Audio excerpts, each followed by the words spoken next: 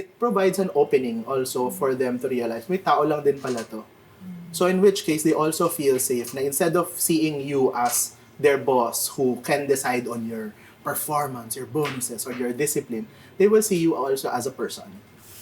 Imagine you're spending at least 1/3 of your life at work. And a lot of people say they're stressed out. So if you're stressed out for 1/3 of your life, that is something we really want to support. Hi, I'm Nikki from Positive Workplaces. So we created Positive Workplaces where we co-create cultures that enhance the well-being of the Philippine workforce.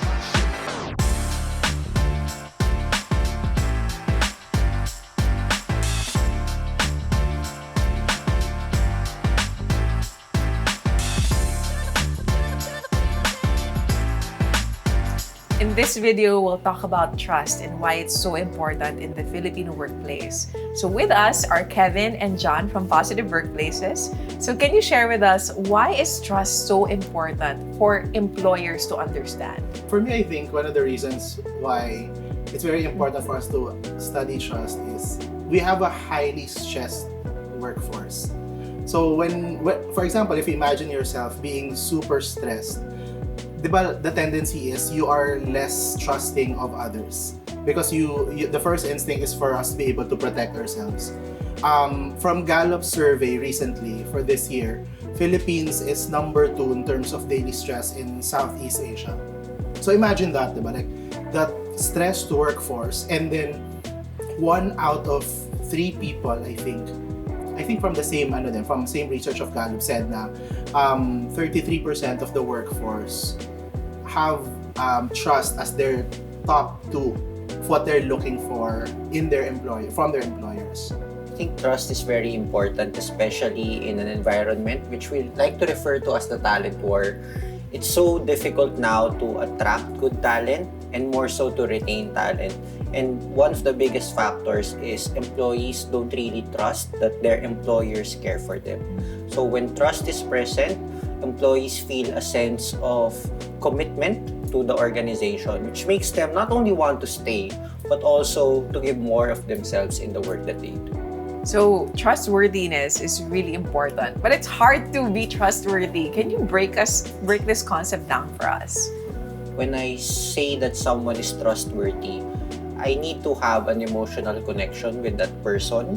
There needs to be a balance between them caring for themselves but also caring for my welfare. One thing that I'm looking for is that they know what they're talking about. Kasi when you are being led by someone, sometimes you're putting your faith in their hands. So if they don't know what they're talking about, then it becomes very difficult for me to be trusting of them.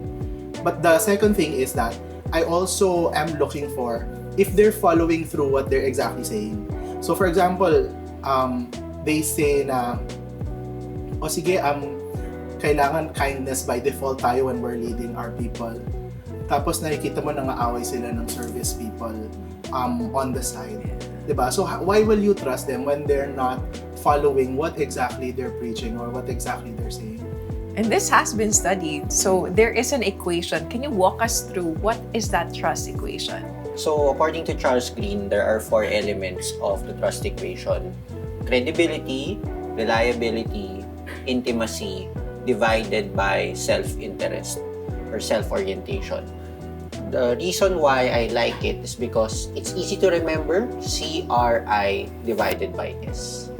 John, can you tell us more about how can we build credibility? It's very hard to believe people based on what we think they're capable of. Kasi sabi ng dami-dami ng fake news all around social media and the internet and all. But I think one of the things that can really build credibility is yung continuous learning. I'm trying to always take a look at what you can improve in yourself and the expertise that you want to pursue in the future. For reliability, it requires a little bit of motivation and resolve. You have to be very self-aware. You have to understand kung ano ka, sino ka, and there are certain ways to do that. Diba? Take some personality assessments, get a coach, have a journal, ganyan, so that you get to know yourself better. Because if you are more knowledgeable about what you're good at and what your blind spots are, then you sometimes do not say things that you may not be able to deliver or that you may not be able to do, right? So that's one, yung having that level of self-awareness. I think a person could have higher level of reliability when they are familiar also of the people that they're talking to. And that's the social awareness part. Kasi when you are familiar of the people you're talking to, you know what type of promises you can commit to them. Yeah, that's really interesting when you mentioned that it's not just about following through on things. It's about saying no, so you have the energy and the strength to follow through on those. So thanks for sharing those. Can you tell us more about intimacy, Kevin? So thanks, Nikki. The most difficult thing about intimacy is that unlike credibility, na if you take up a course, you get a certificate, nag-i-increase yung credibility natin, intimacy requires us to be vulnerable. Intimacy requires us to actually lower down our walls. And for some people, especially those who have had negative experiences before, sobrang hirap gawin nun. And I think this is the element of trust, especially in Filipino culture, that we give a lot of weight to. Because the moment that we feel na, ay, hindi ko na kaya maging vulnerable dito sa taong to, kahit anong gawin mo dun sa ibang elements ng trust equation, nahihirapan na siyang i-restore. So, to build intimacy as a leader, it requires you to, I would say, swallow your pride sometimes and really be able to admit to people na, you know, team, sa totoo lang, hindi ko alam kung paano natin hindi ko alam yung sagot, hindi ko alam ano yung 100% certain na ito yung gagawin natin, it will lead to this outcome. So the concept of intimacy directly ties up to the idea of psychological safety. That people feel safe to be who they are, to say things without fear na, baka i-judge ako, baka pagalitan ako, baka i-punish ako. And I think that's very critical in a landscape na sa totoo lang, at any point in time, sobrang daming pwedeng magbago. There's a certain level of emotional transparency that leaders need to have in order for them to be able to establish a connection enough for people to be safe.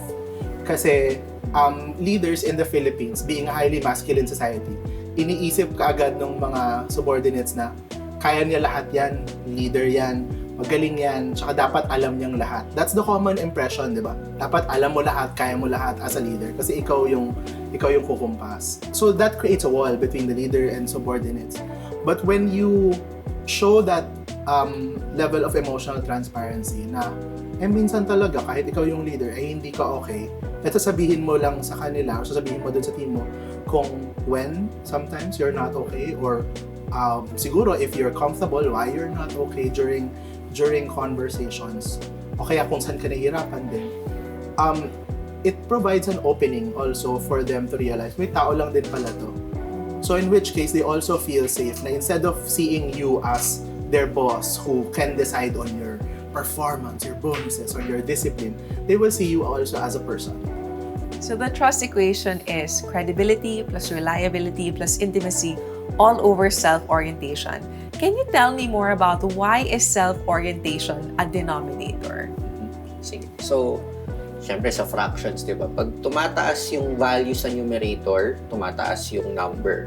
Pag tumataas yung value sa denominator, bumababa yung number. So what happens, halimbawa, you're interacting with someone, high credibility, magaling talaga siya doon, high reliability, pag sinabi niya, gagawin niya. High intimacy, alam ko pag sinabi ko to sa taong to, hindi naman niya pagkakalat. Pero pag kausap mo siya, laging yung focus ng conversation ay yung pangangailangan niya, yung interest niya, at hindi yung interest ko. So, by default, what happens is our trust in that person becomes lower. The easiest example that I will use is sales. So if, I think all of us have this experience na kinakausap ko kasi may kailangan sa akin, kinakausap ko kasi bebentahan niya ako. And to be honest, there's nothing wrong with that, especially for people in particular industry. But there is a feeling that ay, itong taong to, kahit anong bagay ibebenta niya sa akin, kahit alam niyang hindi ko kailangan, kasi gusto niya makakota. Versus talking to someone na yung taong to, yung binebenta niya sa akin, ultimately, nakikita ko yung value. Na yung binebenta niya sa akin, hindi lang para makakota, pero kasi may maitutulong sa akin yung binebenta niya, whether it's a product or a service. And that for me is the differentiator between self-orientation and yung kabaliktaran niya na others orientation. What are the benefits of a trusting relationship, and how does this even affect productivity? Kasi leaders are probably the most stressed right now. So many things happening, yung expectation sa mga leaders to deliver on really big targets, the expectation to adjust to all of the changes happening in organizations, the expectation also to be knowledgeable on what exactly to do and how to troubleshoot each and every scenario. So one of the benefits of having a strong, trusting relationship between a leader and a teammate is less difficult to influence others to achieve a common goal. When you have the capacity to gain someone else's trust, it becomes more implicit for them to follow your direction. When you have the capacity to gain trust easier, your ability to also influence them increases. And when that happens, then yung movement towards productivity also increases. Kasi then everyone is going to a certain direction and a common goal na pare-pareho kayong may na pinapaniwalaan at pare-pareho kayong kumukumpas towards. So that's one of the benefits of trusting relationship. The second one for me is kasi nga mababa na yung well-being at work right now, just like what I mentioned a while ago. When you are in a trusting relationship at work, nakakababa ng stress yun, di ba? So when you have a highly trusting relationship, sobrang ganda nung impact nun sa connections and relationships at work. How about you, Kev? Okay, so yung binanggit ni John is the benefits of trust between a leader and their employees and in terms of improving employee well-being in general. So I'll try to zoom out and connect that. Ano naman ang nangyayari sa organization kapag mataas yung trust? And I'll take this primarily from a people perspective. So yung acronym na gagamitin ko dyan ay ARM, A-R-M. When trust is high in an organization, it helps the organization attract, retain, and motivate talent. Very critical yung tatlong elements na yun dahil saan ba nanggagaling yung pagiging competitive ng isang organization or pagiging reliable ng isang government agency or ng NGO. Ultimately, it has to do with the people and the culture in the organization. Especially now that it's very difficult to attract talent. Pagdating sa mga organizations ngayon, yung competitive advantage nila or yung reliability nila if they are a government agency or an NGO ultimately comes from the people and the culture that are present. And when trust is high, what happens is that tumataas yung capability ng organization to do ARM, attract, retain, and motivate talent.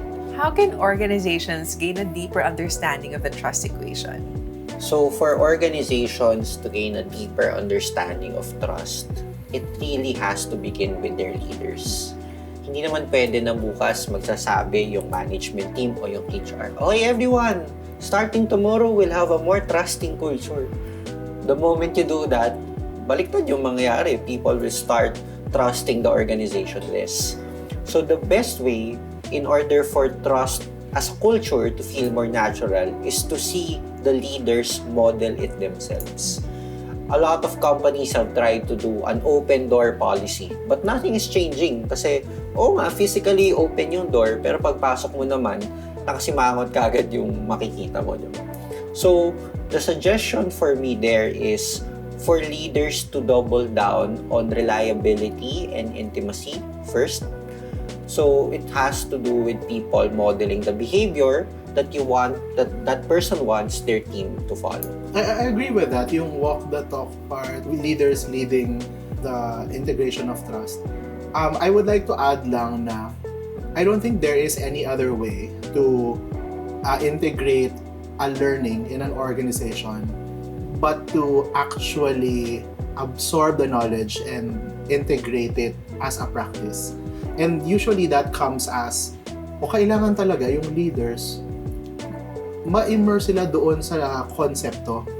So, one way siguro is maybe one or two leaders in the organization can actually have a formal learning on trust equation and bring it to their organization. O kaya, since we also do workshops on these types of things in positive psychology and organizational culture leadership, they can invite us to actually do those workshops for their organization para kasama kayo na sabay-sabay matututo. The organization has to learn it together, not just individually.